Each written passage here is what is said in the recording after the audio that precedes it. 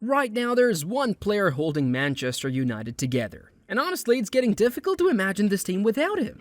While injuries, tactical problems, and pressure surrounded the club all season, Bruno Fernandes kept producing. Goals, assists, chance creation, leadership, again and again.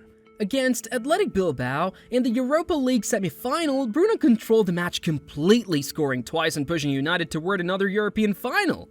This season alone, he has already crossed the double digits in both goals and assists again, while leading the squad emotionally through one of the club's most unstable periods.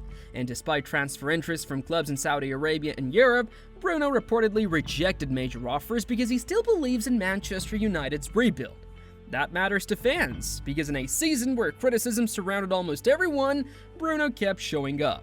Running, pressing, creating, arguing, leading. Sometimes emotionally, sometimes angrily, but always caring. And honestly, that's part of why fans connect to him so deeply. Because Bruno Fernandes doesn't play like someone protecting his reputation, he plays like someone carrying responsibility every single week. But to understand why Bruno became this important to Manchester United, we need to go back to the beginning. Before Bruno Fernandes arrived, Manchester United looked emotionally flat. The club still had big names, still had money, still had global attention. But on the pitch, something felt missing. Creativity was inconsistent, transition looked slow, and matches often became frustratingly predictable. Fans were desperate for someone who could change the emotional rhythm of games. Then Bruno arrived from Sporting CP in January 2020, and honestly, the impact was immediate. Suddenly, United looked alive again. Against Burnley and other Premier League matches, Bruno constantly demanded the ball, attempted risky passes, pressed aggressively, and played with visible urgency.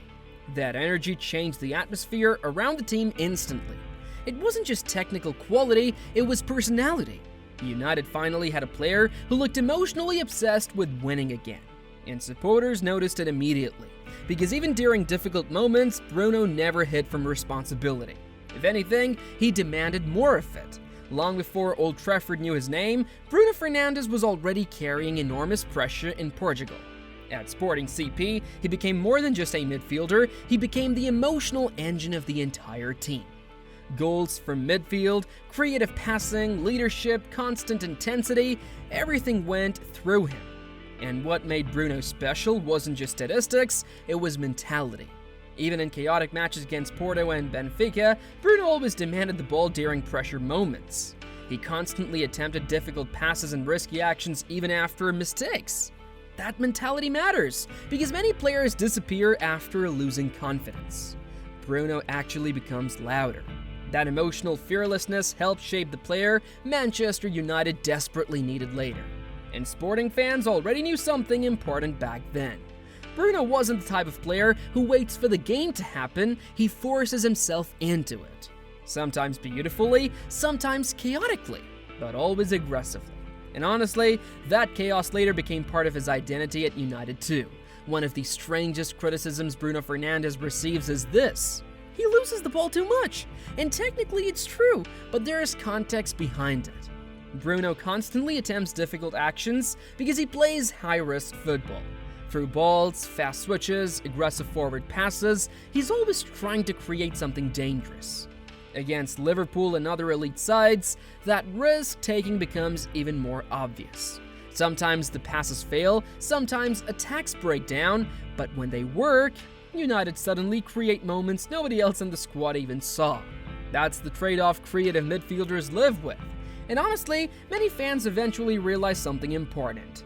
Manchester United often look far more dangerous with Bruno taking risks than playing safe football without him.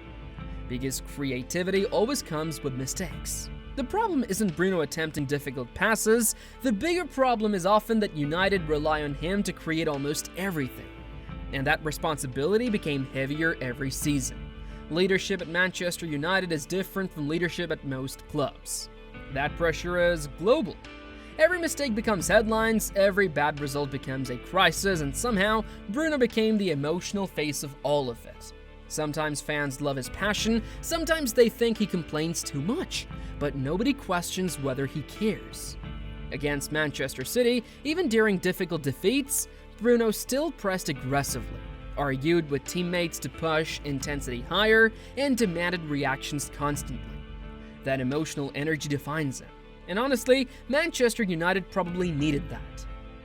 Because after years of inconsistency, supporters wanted players who looked emotionally invested again. Bruno gave them exactly that. Even when performances around him collapsed, he rarely stopped demanding more from the team. And that's why many fans defend him so strongly. Because Bruno Fernandes never feels emotionally disconnected from the club, he plays every match like the result personally affects him. When Erik ten Hag arrived, one thing became obvious immediately. Bruno Fernandes would remain central to everything. Ten Hag gave him freedom between lines, responsibility in pressing systems, and leadership inside transitions. Against Barcelona in the Europa League, Bruno's tactical importance became incredibly obvious. He constantly drifted between midfield and attack, pressed aggressively, and helped United play vertically during chaotic phases of the match. That flexibility made him extremely difficult to mark, because Bruno doesn't behave like a traditional number 10, he moves constantly. Sometimes too much, but that movement creates unpredictability. And even when the structure around United looked unstable, Bruno's energy kept the team competitive in many major matches. That's one reason managers trust him so heavily. He doesn't disappear from difficult games. If anything, he becomes more involved. This season has probably tested Bruno Fernandes more emotionally than any previous year at Manchester United. Injuries, managerial pressure, inconsistent performances, constant criticism around the squad. And through all of it, Bruno kept producing. Against Athletic Bilbao in the Europa League semi-final, he completely controlled huge moments of the tie, scoring twice and driving United forward emotionally when the pressure became intense. That performance summarized his entire season perfectly. Even when the team struggles collectively, Bruno still creates.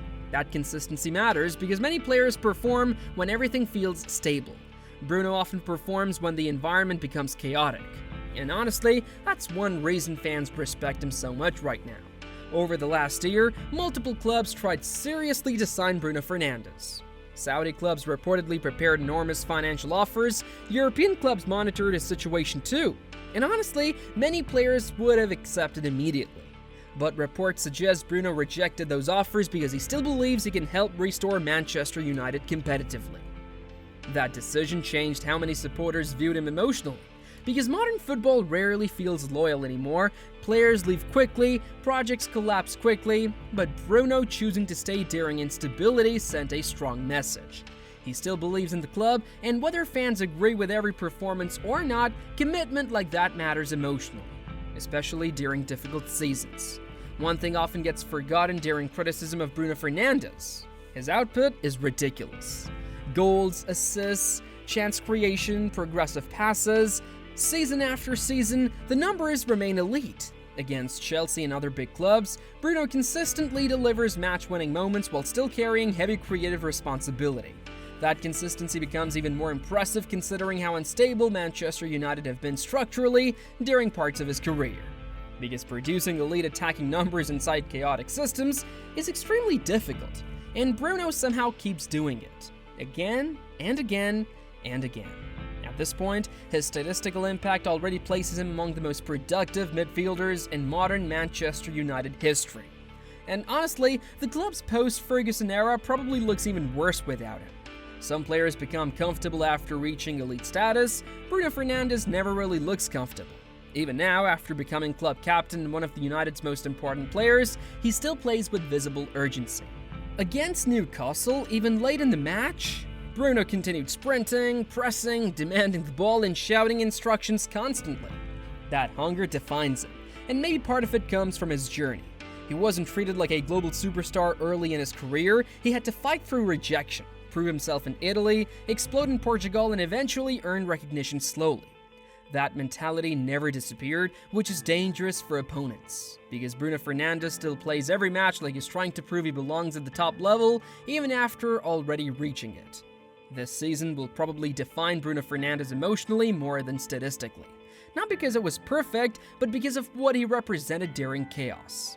While criticism surrounded the club, Bruno kept fighting publicly and emotionally for the team. Goals, assists, leadership, pressing intensity, he carried responsibility constantly. And against Athletic Bilbao, that mentality became impossible to ignore anymore. Bruno didn't just play well, he dragged Manchester United forward emotionally. That's what great captains eventually become. Not perfect players, necessary players. And right now, Bruno Fernandes feels necessary to everything Manchester United still hope to become in the future. Because long after the goals and assists are forgotten, fans will remember who kept fighting when everything around the club became unstable. And this season, that player was Bruno Fernandes.